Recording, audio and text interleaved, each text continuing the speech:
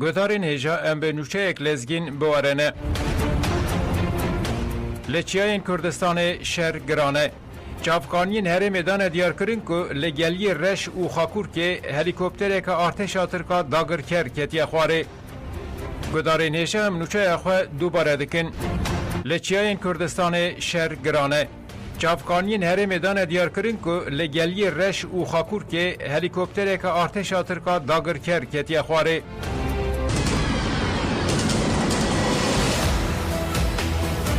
رادیو دنگی گل دنگی توی هاواتیا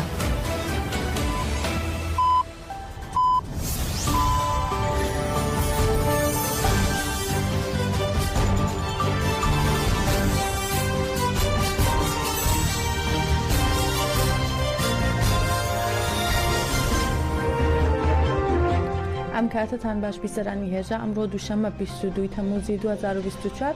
به یارمەتی هاوکارانم لە ناوەندی هەواڵەکانی رادیۆ دەنگی گەل گەشتی هەواڵەکانتان پێشکەش دەکەین. لەلایەن هێزەکانی پاراستنی گەل کۆپتەرێکی سوپای داگیرکەری تورک لە دۆڵی ڕەش هەرێمی خواکوور کەوتۆتە خوارەوە و بزانراوە شەڕی قورس لە چیاکانی کوردستان لە نێوان گەریلا و سوپای داگیرکار لە ئارادایە. ناوەندی ڕاگەیاندن و چاپەمەنی هەپەگە سەبارەت بە دوو گەریلای ژاستار کە لە 16 حوزەیران لە هەرێمەکانی پاراستنی میدیا شەید بوون ڕاگەیاندراوێکی بڵاو کردەوە. هەپەگە دەڵێ ڕای دەگەیەنێت لە هێرشێکی دوژمن کە لە 16 حوزەیرانی 2024 لە هەرێمەکانی پاراستنی میدیا ڕوویدا ئەوداڵانی هێژای گەلیوان و شەڕبانانی هێژاستار هەواڵانمان ڕووناهی و ئارین شەهید بوون. هەواڵانمان ڕووناهی و ئارین شاخەکانی کوردستانیان وەکو تاکە گۆڕەپانی چارەسەر و تێکۆشان لە دژی هێرشەکان ئەشکەنجە و گوشارەکانی دەوڵەتی تورک بۆ سەرگەلەکەمان و ژنان و گەنجانی گەلی کورد هەڵبژار. هەواڵانمان بە کەسایەتی ڕوونی خۆیانەوە بۆ ئەوەی بۆ ئەو بەها ئازادیانە بخەنە بواری ژیانەوە بوونە تێکۆشەرێکی نمونەی پەکەکە و پاژەک. هەروەها ڕووناهی و ئارین بوونە چرای داهاتوو بۆ هەموو ئەو ژنانەی دڵیان بۆ ئازادی لێدەدات. لە ڕاگەیاندراوی هەپەکە هاتووە ئێمە وەک هەواڵانی ئەوان پرسە و سەرخۆشی خۆمان ئاراستەی بنەماڵەی هێژای هەواڵان ڕووناهی و ئارین و هەموو گەلی وڵات پارێزی کوردستان دەکەین و بەڵند دەدەین بە دڵنیایەوە ئارمانجی هەواڵانمان ئازادی ڕێبەراپە و کوردستانی ئازاد بەسەرکەوتن بگەێنین. زانیاری ناسنامەی هەواڵانی شەهید وایە ناسنامە ڕووناهی دڵخێن بە ناسناو ببورن فەسیلە دۆران بە ناسناوی ڕووناهی دڵخێن وان لەدایک بووە و لە 16 حوزەیرانی 2024 لە هەرێمەکانی پاراستنی میدیا شەهید بووە. دیلان ئۆکلو بە ناسناوی ئارین تۆڵە هەڵدان لەوان لەدایک بووە و لە 16 حوزەیرانی 2024 لە هەرێمەکانی پاراستنی میدیا شەهید بووە.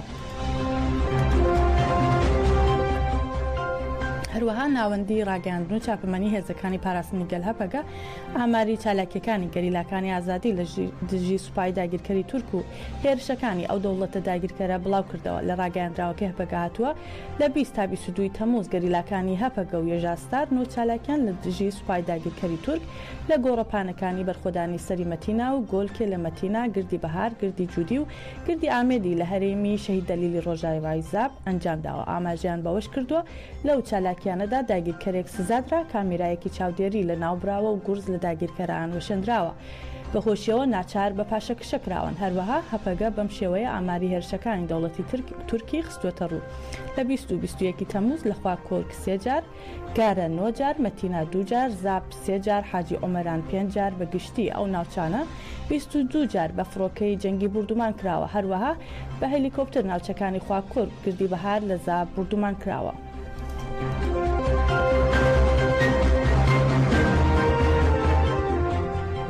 ڕۆژنامەنووس سیرکان دمیرەل لەگەڵ بەرپرسی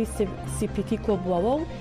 سیپیتی لە وەڵامەکانیا دەڵێت کە گۆشەگیری قبولکراو نییە، بەڵام باسی لە بەرپرسیارەتی خۆی نەکردووە و دوو پرسیاری ئاژانسی دجلا بێوەڵام مایەوە. ڕۆژنامەبان سەرکان دەمیرەل وها دەوام دەکە. سیپیتی بەرێ ئیدا دکر ku ji ber rapora têkildarî serdana dawî ya li îmraliyê nehatiye weşandin em nikarin hevdîtinê bi rojnamebana re parve bikin û bersivê bidin pirsên wan. Li ser îsrara me hat qebûlkirin ku em pirsên xwe nivîskî bidin û wê hûk Chetwind bersivê bide pirsan. Serkan Demirel dibêje me jî bersivên ku Sîpîtî dane weke heyî parvekirin. لسر پرسا گلو تنه جبر که ترکیه اری نکریه سی پی تی راپورا خو نواشینه هوک چت ویت گوت پیمانا که سی پی تی آوا کری لسر اساس دو بنگهانه هفکاری و نپنی وکه انجام سی پی تی تنه دکاره به دستور دولتا دن راپوری بوشینه لسر پرسا دویمین جی گوت کمیته دیالوگ برایدارن ترکرد دومینه لیف دیالوگ و شرطیه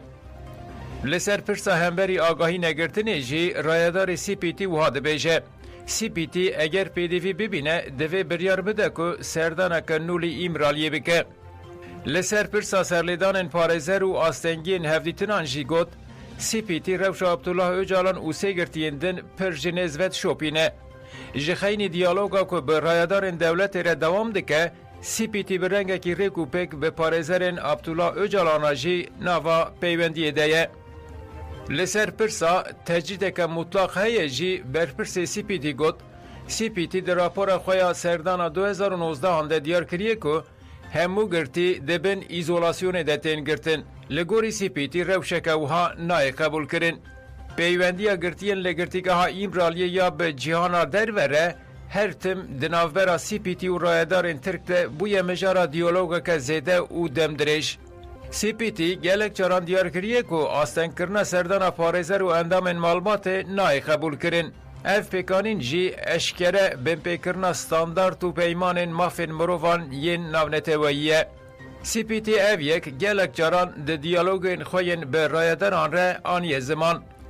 لسر پرسا ترکیه هر دم پیشنیارین سی پی تی بین پیدکه وحاته گوتن سی پی تی به سیستماتیک جرایدارین دولت را دخواست دکه که برسوه به در راپورین جراحات نشاندن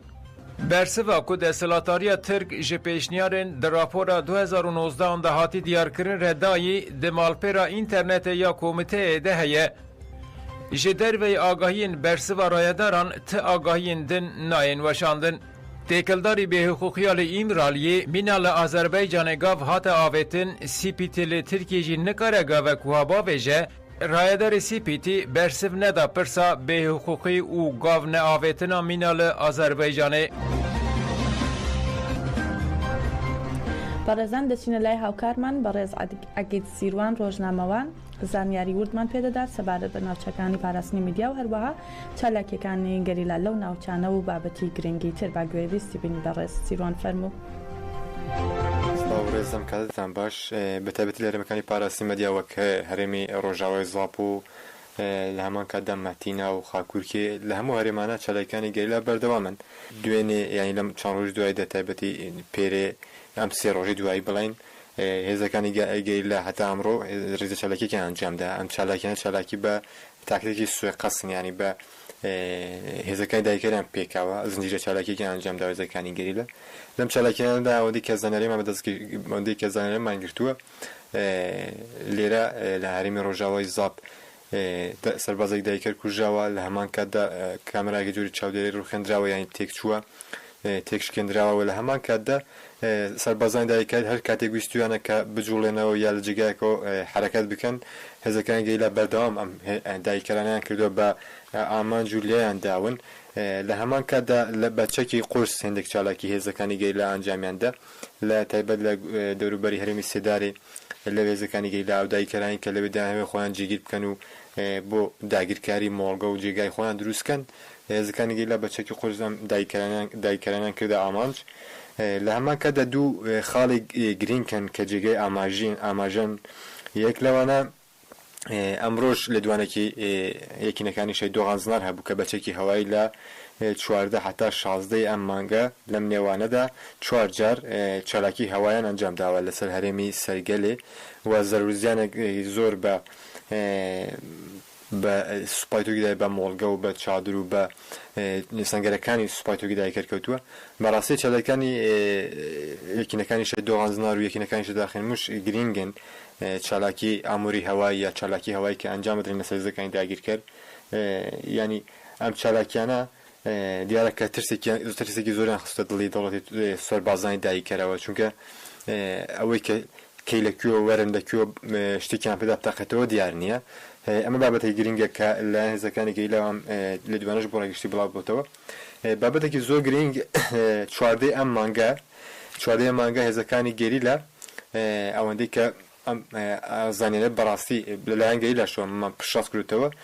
چوادەیە مانگە لە هەرێمی شەکیفی خاکوورکێ هێزەکانی گەیلا هێلیکۆپتەرێکی سکۆرسکی جۆری سکۆرسکی کاتێک دێ لە هەرێمی شەکیف لە ناوچەی شەکیف دەهێوێت کە لەوێ پێیابێ یا سەربازانی دایکرد پێیابکە هێزەکانی گەیلا ئەم هەلیکۆپتەری دایکەران دەکەنە ئامانج یعنی ئەمە لەلایەن گەیلەوە ئەم زانیانە پشتکرا بووە گەیلا بەم شێوەیە پێناسی کردبوو یا هێنابووی سەر زمانیا لە دوایان ڕاستمی درا بوو بەڵام لە خەڵکی ئەو هەرێمە ئەوەی کە زانیاریمان گرتووە ئەم هەلیکۆپتەرەی کە هێزەکانی گەریلا کردبیانە ئارمانج لە گردی شەکیف لە هەرێمی گەلیە ڕەشی خاکوورکێ ئەم هەلیکۆپتەرە لەوێ کەوتوتە خوارەوە وە خەڵک یا بڵین سەرچاوە هەرێمیەکان ئەم زانیاریان پشاس کردەوە کە هەلیکۆپتەرێکی سوپای تورک ڕۆژێک دوای ئەم چالاکی یان ڕۆژێک لە 15 مانگەدا ئەم هەلیکۆپتەرێک لەوێ کەوتوتە خوارەوە ئەمە بابەتێکی گرینگە چونکە سوپای تورکیا هیچ باسی ئەم شتانە ناکەوە جاری وایە زۆر زانیاری بەم شێوەیە لەلایەن خەڵکەوە یا لەلایەن هەنێک سەرچاوەی هەرێمیەوە دەگەنە دەستمان زانیارە ئەوەی کە لە هەرێمی بارزان و لە هەرێمی برادۆست وە گوندی بەرمزە لە هەماکەدا وەکتم و هەرەی بارزان هەندێک سەربسانەکەنەوە و دەیان هەوێت کە لە پێشمەرگەکان بدەن یعنی هێرش بکەن سەر پێشمەرگەکانی ئەو شوێنانە یعنی مابەتێکی زۆر گرینگە چونکە ئەبێ خەڵکی ژەمە بزانێ و هەر کەسەمە بزانێ ئەمانە گەریلانین ئەمانە هەندێک کەسن کە بەجلی گەریلاوە دەیان هەوێ ئاڵۆزیەک دروستکەن لەوان پای دموکراتی کوردستان و هێزەکانی گەیلادا یاوەی کە وا بکەن کە شەڕێک دەرکەوێت ئەگەر شتێک بکرێت بە زانیاری پای دموکراتی کوردستان دەکرێت و بە ئانقەست ئەنجامەدرێم شتانە ئەوەی کە هێندێک هێزی تورکیا بە ئانقەست ئەچن جلیگەیە لەبەرەکەن و خۆیان نزیک بارەکانی پای دموکراتی کوردستانەکان و تەقە لە پێشمەرگاکەن بۆی کە بڵێن ئەمانە گەریلان و گەیلا تەقیلێکردن ئەم شتانە دوورن لە ڕاستی بە هەر کەس ئاگادار بووە مەسەلانەوە بەڕاستی بەبەتەی گرینگە کە دواتر شتێک بەم شێوەیە ڕوویدا کەس نەیخاتە سەر هێزەکانی گەیلا چونکە هێزەکانی گەیلا لە بەرامبەر ئەم شتە هەڵوێستیان دیارە لە هەمان کەدا لە هەرێی سەرگەلێەوە لە هەرێمی ڕۆژاوای زاپ گواستنەوەی هێز و چەک و پێداویستی بۆ سەربازانی دایکرد بە چاودێری هێزەکانی پای دموکراتی کوردستان و لە هەمان کەدا حکوومەتی عێراقدا بەردەوامە بەڕاستی ڕۆژانە گواستنەوەیەکی زۆر هەیە ینی بە کامیۆن شت لەم دەواازە سنووریەکانەوە دێن بۆ هەرێمی سەرگەلێ ئەمە دیارە کە سوپای تورکیا بە هیوایە ئەو ناوچەی سەرگەلێ هەم بکە بارگایەکی زۆر گەورە بۆ خۆی بۆ داگیرکاری چونکە ئەو شتانەی کە دەهێن بەتایبەت ئۆتۆمبیل و حەفارە و ئامێری بۆ هەڵکەندن و ڕێگا دروستکردن و لە هەمان کاتدا بە کامۆ وەگوتم بە کامیۆکەمن چەک و پێداویستی ئەمە نیشانەدا کە سوپای تورکیا لە ناوچەیە بە هیوایەوەیە کە بۆ ماوەیەکی زۆر دوور و درێژ لەو شوێنە بمێنێتەوە بارگایەکی گەورە دروستکە لەو شوێنەی کە ئەلان داگیرکردیان لە نزیک گوندەکانی گۆهەرزێ و لە نێوان ڕێگای سەرگەلێ و دێرەلۆک و ئەو ناوچەیە بە تایبەتی و لە هەمان کە هێرشەکانی سوپای تورک لەم دووسە ڕۆژی دواییدا زۆر بەچری بەردەوام نیان ڕۆژانە هێرشەکە لەسەر گوندەکانی و هەرێمە نەتەنیا لە هەرێمی سەرگەلێ لە هەموو ناوچەکانی هەرێمەکانی پاراستنی مەدیا سوپای تورک ڕۆژانە بەچڕی هێرش دەبە لەسەر گوندەکان و سەر خەڵکی مەدەنی و سەر باغ و باخچەی هاوڵاتیان وەک دوای زانەکە لە هەرێمەکانی پاراستنی مەدیا بە مەبەستی دەربڕینی هاوخەمی بۆ یادی کیمیابارانکردنی گوندی زەردەی ڕۆژهەڵاتی کوردستان ئەمڕۆ لە پارێزگای هەڵەبجە یادی 36 ساڵی کیمیابارانکردنی ئەو گوندە کرایەوە کە لەلایەن ڕژیمی باسەوە کیمیاباران کران و بەهۆیەوە 270 کەس شەهید بوون و زیاتر لە 1300 کەسی دیکە بریندار بوون. ڕێکخراوی شنێروی بە هاوکاری ڕێکخراوی لاهای بۆ پرسی جنوساید لە هۆڵی بەڕێوەبەرایەتی گشتی ڕۆشنبیری و هونەری هەڵەبجە یادی 36 ساڵی بۆمبارانکردنی گوندی زەردەی ڕۆژهەڵاتی کوردستان کردەوە و تێدا چەند چالاکیەک ئەنجام درا.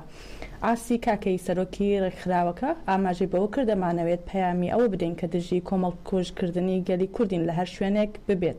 بەرە بەیانی 22 تەموزی 1970 کەمتر لە 3 هەفتە بەر لە ڕاگررتنی جەنگ و ڕاگەاندنی ئاگربە سوپای عێراق بە چەند فرۆکەیەکی جەنگی گوندی زەردەی لە سنووری کرماشان کیمیاباران کرد کە بەهۆیەوە نزیکەی 270 هاوڵاتی شەهید بوون و سەدانی دیکەش بریندار بوون. هەر شاد بن.